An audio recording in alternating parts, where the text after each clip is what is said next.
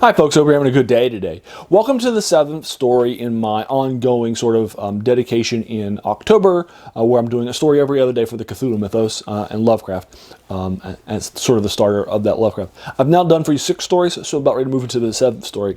And as I thought about where to go for my 7th story, I decided to move away from H.P. Lovecraft into Robert E. Howard. And in this case, we're going to be taking a look at The Black Stone by Robert E. Howard, and so forth. So we're taking a look at that and so forth. Now, I wasn't sure where I should go with my 7th story, whether I should move to other people that were writing these things at the same time, so you can get a feel for how quick this thing caught up and was being written at the same time that Lovecraft was, because this is a huge shared universe that so many people are going to write in. Stephen King's going to write in it. Neil Gaiman is going to write in it. Many big names. Alan Moore is going to write in it. He actually wins a Stoker Award for the best horror story after writing a story set in the Cthulhu Mythos and so forth. So many people are going to write this stuff and write things that are set in here, from Roger Zelazny. Hugo Awards are going to be won by people who've written in it. Like Roger Zelazny was a Hugo Award in the 80s for a story that he sets, which we'll read at some point in time, called The 24 Views of Mount Fuji by Hokusai. So he's a very strong writer who has a strong sense of himself and so forth. And Robert E. Howard's is, his works that are set in the Cthulhu Mythos are going to read a little differently. I've actually reviewed one for you already a few weeks ago, and that was The Fire of Ash. I don't know how to pronounce this word, of Ashburnipal. I'll actually link you to that below if you want to check it out, and so forth. And you get a kind of a feel for how Lovecraft and Howard differ in sort of their style of writing. You're also going to see that a little bit of The Black Stone, although less so, because The Black Stone is more of a sort of traditional sort of a horror story. And sort of a tour and so forth. I do think that The Black Stone is the best horror story that Howard wrote and so forth. So I'm happy to take a look at it. He's a big name, one of the 3 big writers for Weird Tales, one of the 3 big who embraced the Cthulhu Mythos along with Clark Ashton Smith. So I'll be taking a look again at the Black Stone. I'll also be doing The Thing on the Roof in the next one, and then I'm going to be leaving Robert E. Howard, and then we'll be going to some other writers who are writing contemporaneously. We'll move the Frank Belknap along after that. So here we go. You ready? Let's take a look at The Black Stone by Robert E. Howard. Now, in The Black Stone, basically what's going to happen is you're going to have an occultist who's going to come across a mention of this stone that's up in this place called Hungary, up in the hills, and it's going to be in this little tiny town in Hungary. And he reads about it in a book that it's a German name. It's something like, and I do not know, it's something like Untitled Chapter, which translates to Nameless Cults. And I'm just pronouncing that as if German words are actually English. I know that they aren't, and so forth. I am sure I just butchered that massively, but that's basically.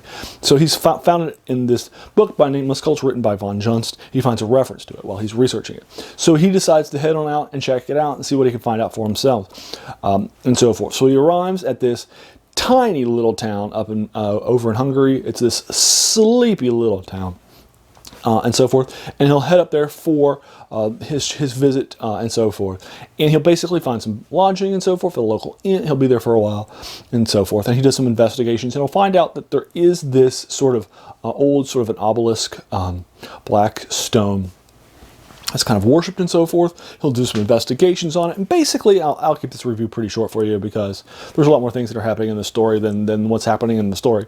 But basically there were all these sorts of things that were written on it that people can't interpret, and there are these sort of markings on it and such, and there have been these cultic activities that have been associated with it.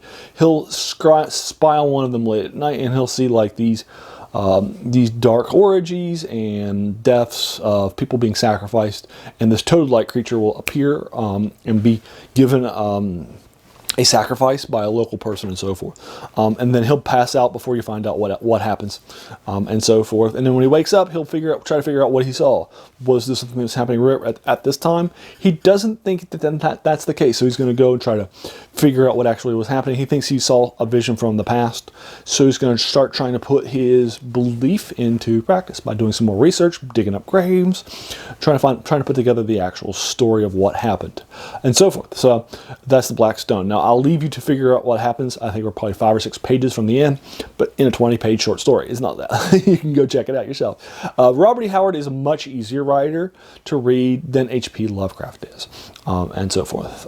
He doesn't have as much purplish prose. He's not going to use words like a cyclopean, every other paragraph talking about ancient things and so forth that are big and gigantic. He's going to use more and more normal words and so forth. He's still kind of a fan of more purpley prose at times, but he's not going to be as dense a writer as Lovecraft. So 20 pages of a Hoard story are going to be a faster read. As a result, also Hoard tends to be a faster reading person too. His stories tend to be a little bit on the smaller side too. Now, I love the little sleepy little town in Hungary that he creates and so forth. And I probably am not the only person who's ever read it who says, "I wish we stayed there longer."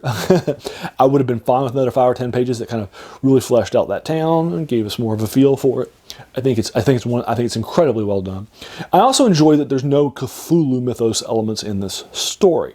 He creates a book called Nameless Cults rather than having like the Necronomicon or something like that that had already been created and was a part of the mythos. He doesn't name call the various things. While I suspect the frog-like creature is Cthagua, it absolutely meets the description of Cthagua that was created by Clark Ashton Smith and incorporated into Cthulhu Mythos by H.P. Lovecraft. And so I think that I suspect that's the case because it is one of the dark ones and so forth. Still, it's never name called and so forth. You never know it. And I enjoy that part about this story because the story lives on its own.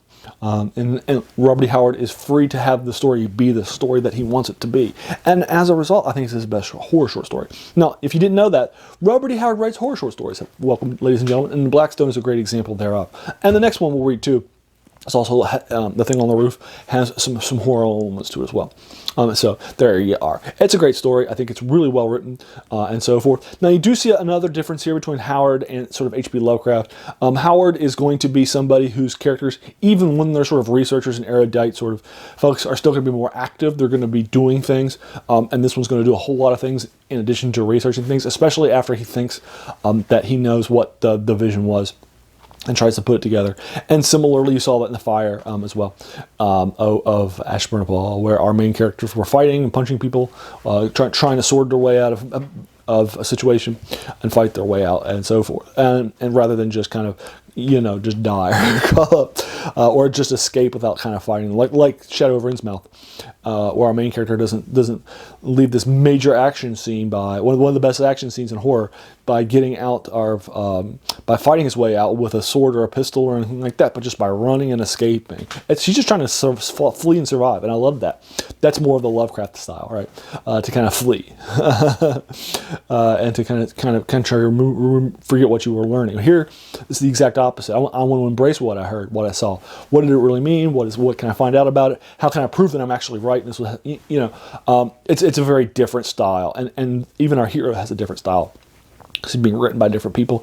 And Howard and H.P. Lovecraft were great friends, but they could not be more different when it came to be really people and so forth. So anyway, I'll go ahead and pause this. Let me know what you thought about the story below. I'll link you to it and so forth. If you've read it, happy to engage you with it. Do you agree or disagree? Do you think it's his best horror story? I'm happy to engage you with that more. I'm not you agree or disagree with me, or if you think that we should have also spent a little more time in this sleepy little Hungarian town of this name that's way too long for me to pronounce. I'm not even going to try that one, and so forth, but I'm happy to talk with you about that more, and so forth. If you like this video, there's no reason not to hit that subscribe button. I really do like to really sort of unpack a lot of these classics or forgotten works from fantasy, science fiction, and horror, and works by Robert E. Jordan are definitely the things we're talking about. I've taken a look at some of his Conan stories, and so forth, as well as some of his other stuff. And we'll take a look at another one of his stories right next after this one. There will be more to follow, and so forth. And hey, Alan, thank you so much if you watch this video all the way to the end, because we all have such busy days, busy lives and such. So the fact that you spent this with me and this time with me, that's really humbling, and I really appreciate that. So thanks again.